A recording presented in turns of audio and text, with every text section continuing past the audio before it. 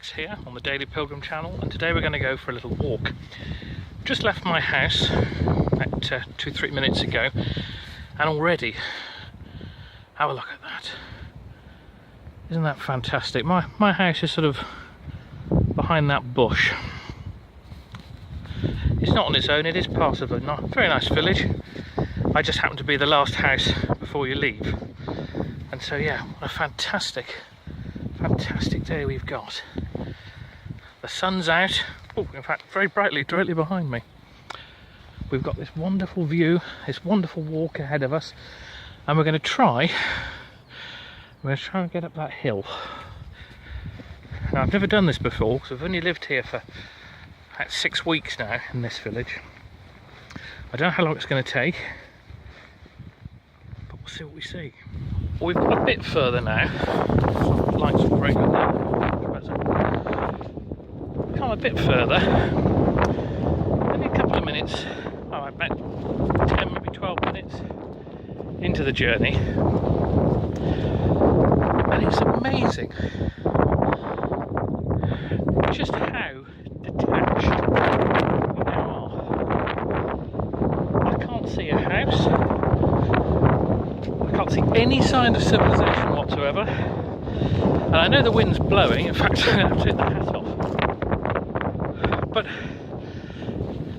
the wind blowing aside, I can't hear any traffic, any road noise, no aeroplanes, everything is the sounds of nature all around us. Of course, with the exception of those pylons, yes, you can see them, they're there, there's power lines there. But that's the only sign of man-made intervention that we've got. And this makes me think about 2,000 years ago, it'll take a bit, when those very first apostles went out and they started walking from place to place. Admittedly they wouldn't have been in England, but you can draw a parallel. Going outside of the town or the village and being met with nothing. Absolutely no one at all. No sign of man-made intervention. Just nature. Whether it be desert or whether it be fields. And I think on a day like this, blinding, which is nice, which is good. But on a day like today, how can you possibly not be glad to be alive? How can you worry about all those bills that remain unpaid, the washing up you didn't do, all the problems that for mankind we seem to give ourselves and seem to create. I mean, I even had one before I came on this walk. I thought, do I bring a backpack? Now hear me out, it's not silly. Do I bring a backpack? Because then I can bring the tripod.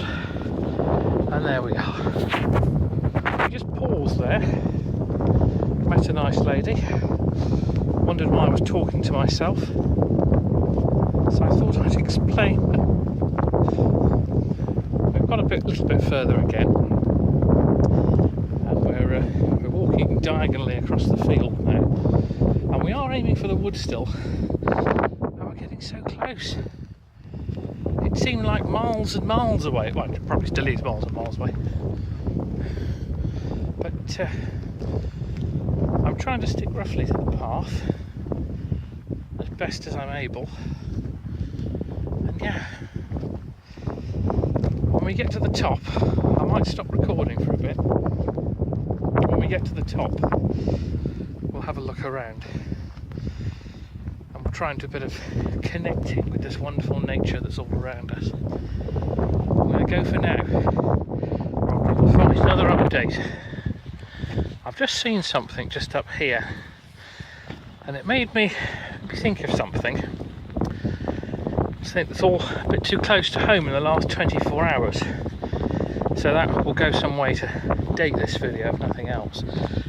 If you look just over there, you will see there's a sort of a gate with a star on it. You can't. The light's unfortunately shining off this. Yeah, I think it's sort of there.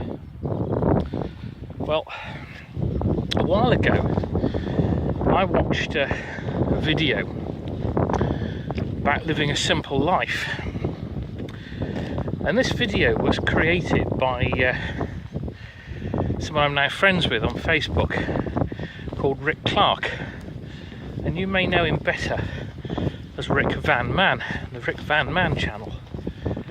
And he stands in front of a gate. So hi Rick. He stands in front of a gate just like that one. And he's having a chat about life and how lucky he is. How he's one of the luckiest people, you know. Not only to be alive, but not have to be tied into somehow being on at work or in an office somewhere. He's able to be out and about enjoying this wonderful, wonderful day. Well, I just saw that. It made me think of the video. Well, last night, many of us that know Rick on Facebook had a message from him. The poor chap was in hospital with suspected cardiac problems. And I was amazed, you know, how quickly loads of people put these messages of sympathy and good wishes and God bless, and you know, offers to do all sorts of things for him. And I think that was lovely. And then we had another update when he got back in from the hospital to say, oh, you know, not it's all right, but it's not what they thought it was, and life is good again. So I'm really glad that someone I know, you know, is better after the result of something like that. It just made me think about it, looking at that, and I'm so glad, honestly glad, that I'm not taking my hat off this morning to pay tribute to a friend, but rather I can be reminded about something rather pleasant that happened. And a video that I do have to say had a bit of an impact on me as well, really. A lot of the things within that video that Rick made weren't particularly new things, weren't particularly new ideas. As is often the case, a lot of the best ideas aren't new. But it's just hearing them from somebody else's perspective, somebody else's take on things, repackaging an already pretty good idea that people just seem to have missed. And the idea of a simple life right now,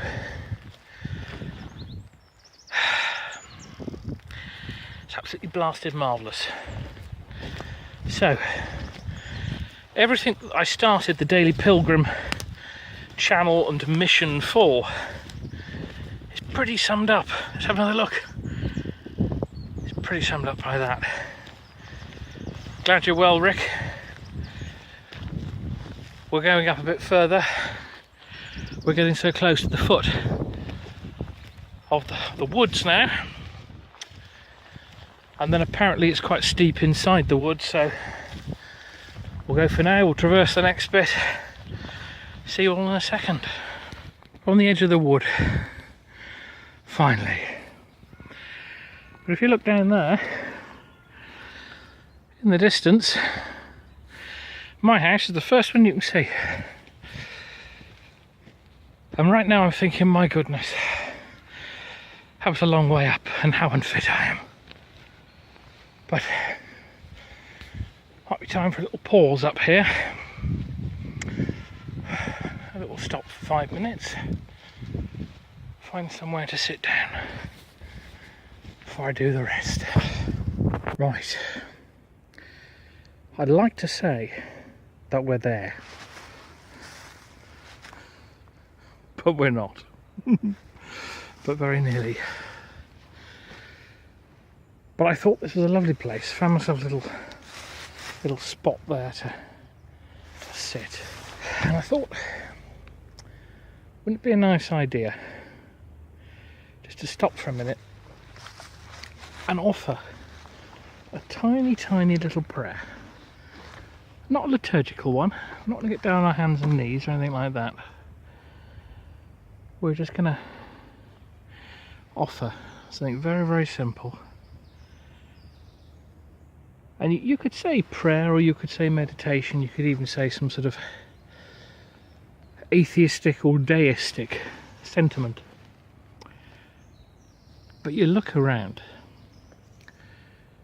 and you can't help but think there is something bigger than me in this world, in this universe. There's something that's there.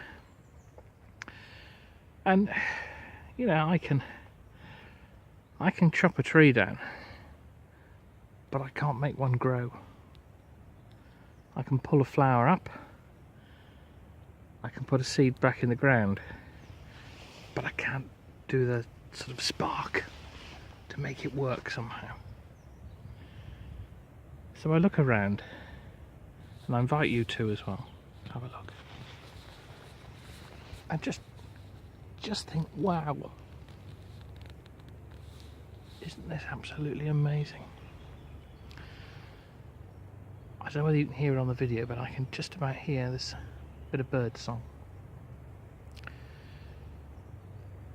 And that's all I can hear.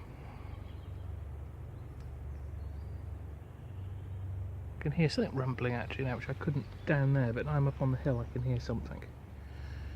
So I know I'm not alone. I'm not the only man left on the face of the earth. There's other people out there. But here, it's just me. In this wonderful nature. We've been putting it off enough. It's time to finish the hill. We're at the top. And it's rather fantastic, I don't mind saying. The thing I've realised in doing this, I've had the camera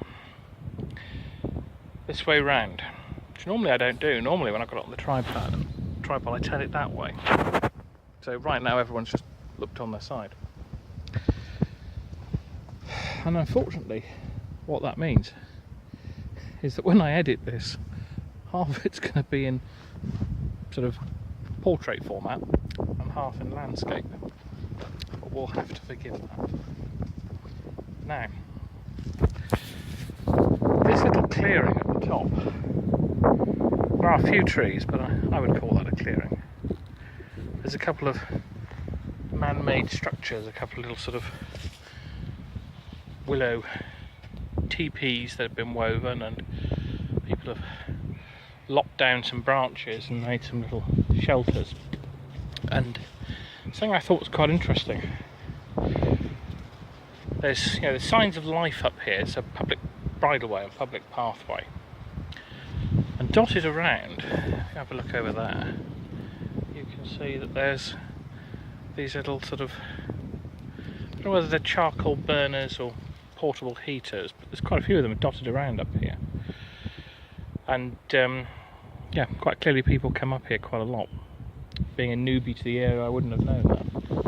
Now on that sign that's sort of there, it says Alderton, 1 mile. And I saw this one, which is Alderton again.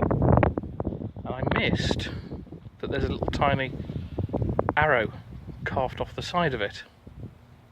And so I thought, that's a very short mile, isn't it? Because believe me, the mile that I've walked purely uphill from my house has felt like about 5. Going downhill is going to be a breeze. The only thing is, do I go down that nice slopey pathway there, or do I go back across there, which I know is pretty much going to take me through the problematic area that I climbed up through? I'd quite like to see what's down there. Let's have a look down there, shall we? But first, what an experience. This is something everyone can do, you know. It's taken me about an hour to walk up here. I've been jabbering most of the way. Just an hour, take me about 20 minutes to walk back down, purely downhill. So let's just say you didn't walk all the way to the top of the hill. Let's just say you took your lunch break for an hour and climbed halfway up a hill, just halfway up. Had a look around, breathed in the wonderful fresh air, eat your sandwiches on the hill. How about that? Just a thought. Nature all around you. The wonder of this divine presence in everything. It doesn't have to have a physical name. It doesn't have to have a... You know, I didn't bring my mass set with me to sort of set up on a stone somewhere. You don't need that. You just need to look around and say, do you know what? Something bigger than me has had a hand in this. And I'm so grateful that it's here to be able to enjoy. Anyway, the clouds have just come over. So either I've said something I shouldn't have done and I've upset the big man upstairs, or nature's moving on, it's about to rain. I'd like to bet which. We're going to walk down there. It's one of my favourite places in the world. It's Portmeirion. And this sort of reminds me of that. It's 95% natural, this. With a bit of human intervention. You can see where things have been chopped and cleared. And this roadway, this bridleway has been... Yes, it's obviously had stones put down in it to give it some sort of bedding. So the intervention that man has had has almost sort of been hidden. It's not 100% natural, but it's as near to. Because if it was completely overgrown, I probably wouldn't be on this path, and that'd be a shame. So I just thought I would tell you the little slice of Portmeirion is on the Winchcombe Way, just outside the village of Alderton. Bit of a way down, but we have descended a bit too. It's decision time now. That's the path I was just on, down there, and it's winding left, which isn't good, because my house is over there. I can just see the new builds, and as mine's the last one on the end, I've got to now somehow get through there, or risk the long way around, which wouldn't be a problem if I had my wallet, because I could stop at the pub on the way back. But as I haven't, and even though they know me, I wouldn't want to ask them for credit. I think I'm going to have to go through the wood. Righto. We are at last. I used to wear my glasses, so I keep going to do that. We are at last on the edge of the wood. That little shortcut that I saw, you know, that I've got to find a way through this. I must have walked a mile in the space that there could only have been about 50 yards. Up, down, round the trees, hanging off the trees. It would seem that God quite clearly felt I needed a little challenge, and that I'd enjoyed my walk a bit too much, and instead I needed to be pensive and a bit more thoughtful and appreciative. We are where we started from the forest, just on the edge of the forest, just about to go back through the fields. I might stop for a rest. Okay. We're now going back onto the field, just down there. But first, this stick. Quite like that actually. Little bit at the bottom, which I used to hook round trees. As they say, take nothing but memories and leave nothing but footprints. So, even though I quite like the stick, it belongs here for the next person to enjoy. A final thank you, little thank you prayer, just to say wow, fantastic, thanks for a wonderful, wonderful experience. Back across the field. So, bit of a sum up of this particular journey. I think it's quite nicely said by, these ears of corn. Obviously the seeds have long since gone. The ear is still there. We don't have a long time on this earth. Not really. When you look at the trees, think about the stories that they could tell. When you think about the wonder of nature all around you,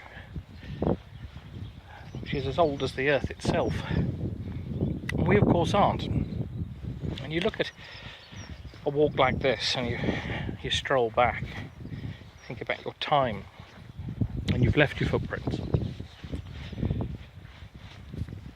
It's now time for us to move on and do other things with our day, with our lives. It might be that I never ever come back here. I'd quite like to, but maybe I won't. Just like the ears of corn, and actually we're alongside the strip where the corn was planted there. That little cob of corn. There was a time that was growing on the plant. It was fresh, lush, green and yellow. And then came the harvest time. It was cut down. And that was one of the ones that was missed. It was left behind. And slowly its life died, it decayed, and the seeds were all consumed as part of nature. But of course, it spawns a whole new generation. When we see the ear of corn left behind, we don't see the life and the growing. What we see is the fact that we're a generation after it. You see, we're able to look back and see what our ancestors have done to this world and what our ancestors have enjoyed about this world. And we can only hope that when our time is gone, and our children and our children's children and generations to follow are here, and they look back and they may think about us, I think we have an awesome responsibility. We need to make sure that this world is as nice for them as we find it now. Yes, there are problems, terrible problems in this world. But from an ecological perspective, if we keep doing the sorts of things we're doing to our planet, there's not going to be the same lush greenery to enjoy. As it is, there's far less now than there was 50 or 100 years ago. Industry and commerce has grown up and taken so much. Houses have been built everywhere. And what's left is a very different place. But moving aside from ecology for a moment, going back to this wonderful, wonderful happy day, I'd like to invite you all to do what I've just done this morning. To go for a walk. It could be anywhere. You don't have to be the most energetic person or physically fit person. Obviously, you have to look at me to ascertain that one. You just have to want to step outside the things that you normally do. Just to go out and enjoy the beauty of the world for what it is. I mean, I spent a number of years worrying about sales figures and business growth and marketing strategies. And look, it's very easy for me to say, well, I don't do that sort of thing anymore. Obviously, I do interact with life. I do interact with the more, shall we say, business side of living. Paying for the gas bill, paying your rent or your mortgage, going and getting shopping in. You know, these are things that don't just drop into your lap. They're things you have to make happen. And so it's very easy to say, oh well, you know, don't go to work, stay and go for a walk instead. The invitation is about taking time to go and find the beauty in the most mundane of circumstances. I know I'm very lucky this walk happened to be directly outside my front door, but there are lots of other ones. There are lots of other trips, lots of other adventures that you can go on and just see life from a different aspect, from a different perspective. Lose yourself in your feelings and your thoughts. Observe life from the outside as well as living it. So this brings us to the end of Journey 1 in the Daily Pilgrim videos. I'm going to do a series of more urban-based ones next, and I hope you'll come and have a look at it. The idea is to take all the beauty that we've just seen here and to go in urban environments and find a different sort of beauty, to find a different sort of life and nature, even in the most built up and grey of environments.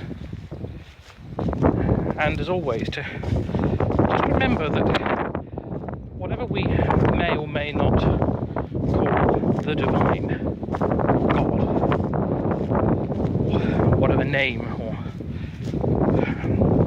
affirmation that we give to whatever our Godhead might be, I think it's important to remember that we all find our own way,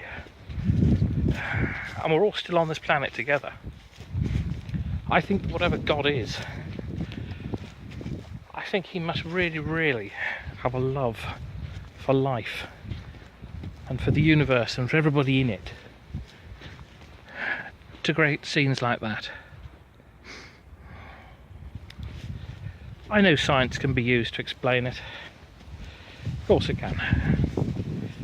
But science and religion can both be used to explain exactly the same things, both with faith. Even science needs faith. It needs a faith that you believe the teachings of the previous generation. You have to start somewhere in science, or you would always be discovering those first principles all over again. So, whatever the reason that this wondrous and glorious world is here and as it is, the wind stopped, I can put my hat back on. Whatever the reason for it, I think we just need to say it's absolutely marvellous. I think we need to stop worrying about, you know, should we read the Catholic Mass or the Anglican Communion? Should we go for a more or less mainstream form of divine worship? Should we do divine worship? All these questions, and people forever, you know, they worry so much about whether their way is right or wrong, their little denominational club. And that's not me saying anything negative. That's just a simple observation. That if we worry for too blasted long whether we're saying Mass correctly, should we do it in Latin, should we do it in English, should we use the alternative 1980 service book, should we go to a church, should we set up an altar on a cardboard box, whatever. I think my observation is this: if I was God, I'd just be happy people bothered. I wouldn't worry if they got it absolutely right or not. For those of you that are children, how many of you brought the little picture that they've done at school? It says, "I love you, Mummy or Daddy," and it's spelt wrong. It's something like L-U-V-E or something like that. How many of you have gone, do you know what? That's wrong. Take it away and do it again. None of you, I hope. The point is,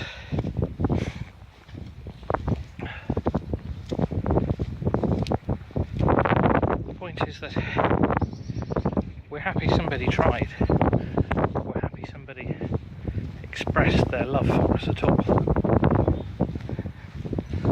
And that's far more important that they spelt it right, use the right colour paper. So that's my invitation to all of you. Go out, find the beauty of the world, love life, and whether you love the divine or believe in it or not, know that it loves you, and it doesn't really care how you get there. Because what I think is we all get there. Even the atheists and agnostics, we still get there. God doesn't care. Whether he sends anyone to hell, eternal punishment, fire and brimstone, because we didn't do things right. I think anyone that forgives others unconditionally does just that. Unconditionally. I don't think they worry too much at all whether we do or don't get things right. That brings us to the end of this video. I know I've said that already, but it really does this time. Please catch the next one when it's time to go into the urban areas. I'll catch you then. Take care. God bless. And I'm really lost and I need to find my way home. Take care for now.